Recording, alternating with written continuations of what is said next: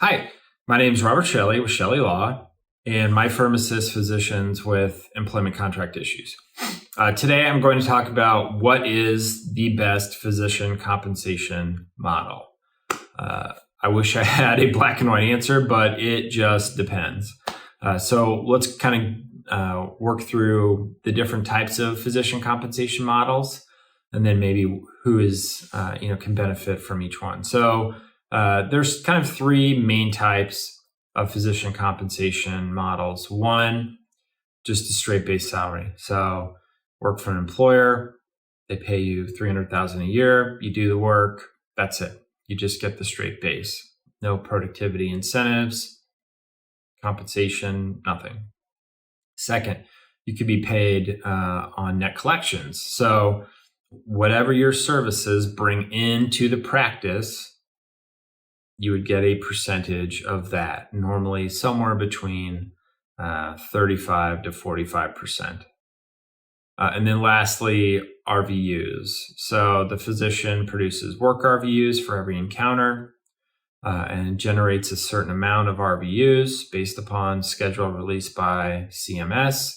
And then there is some kind of compensation factor, so an actual monetary value, multiply the RVUs generated times that compensation factor. That's how much the physician will make. Now, there are certainly hybrid models that combine one or all of these. It would be very rare to have a compensation model that had both net collections and RVUs. That almost never happens. So maybe there would be some kind of like half base salary minimum, and then the rest of your compensation would be tied to either net collections or RVUs. I find that most physician-owned practices, if they are going to have some productivity compensation, use net collections, and then most kind of hospital-based health network employment would utilize RVUs. Why do they separate them? Not sure, but that's just kind of how it works in this industry. So which one is best? Well, I think just having a straight base salary with absolutely no incentive for the physician or no productivity incentive doesn't make a lot of sense to me. Now, if you're a new physician coming into a new job, let's just say with a hospital, you're establishing a practice in the area, there will almost always be some kind of income guarantee for the first couple of years. It usually takes 12 to 18 months for a practice to reach maturity, so it only makes sense that a physician wouldn't be placed on productivity compensation immediately, especially if, primary care, cardiology, any specialty where you have to build up a patient base, ED, hospitalists, those types of things where you're just doing the work that's there in front of you. You're not building up a practice. You can kind of hit the ground running. In those scenarios, it's okay if it was an RVU-based, productivity model.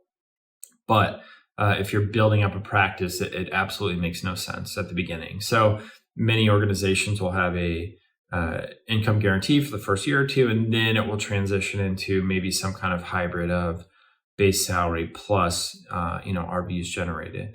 So let's first just take net collections. So in the net collections based agreement, the kind of main point of negotiation is the percentage. So I know when I speak to physicians, they're kind of taken aback when they see they're only going to make 35% of anything that is collected by the practice. However, overhead is fairly expensive. 60% is not an uncommon amount in physician practices. So if the employer is going to have some kind of profit, they need a percentage within that area. As I said before, usually somewhere between 35 to 45% is normal. You simply will not see a net collections based agreement over 50%. And if they're a good business person, to be honest, anything over 40 to 45 wouldn't make financial sense unless they're like absolutely efficient. So one thing to negotiate would be the percentage of collections that's given. It can be either calculated monthly, quarterly, yearly in some instances, and then it's kind of trued up, or there's some kind of reconciliation at the end of those periods. So if it's a net collections based agreement, the percentage is what's going to be the negotiating point.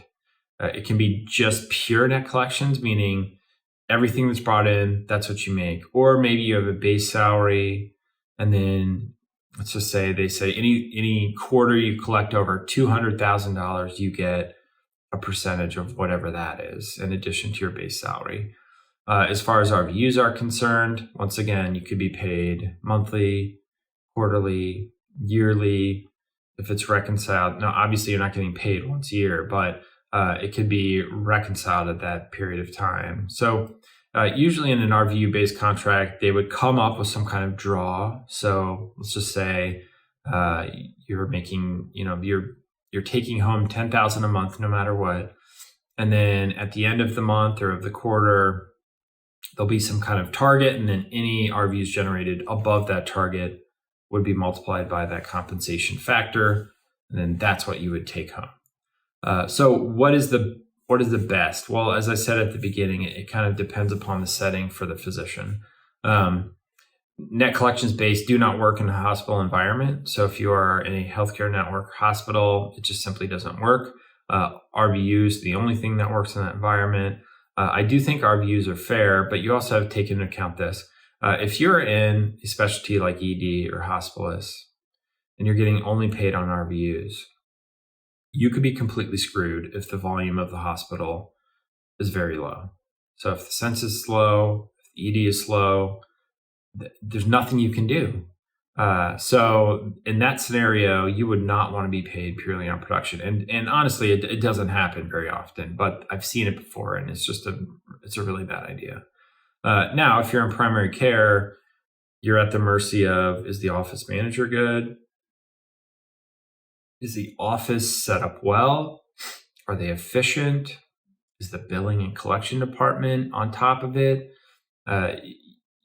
If you're on a net collections based agreement and the billing and collections department is terrible, well, you're the one that's going to suffer from that.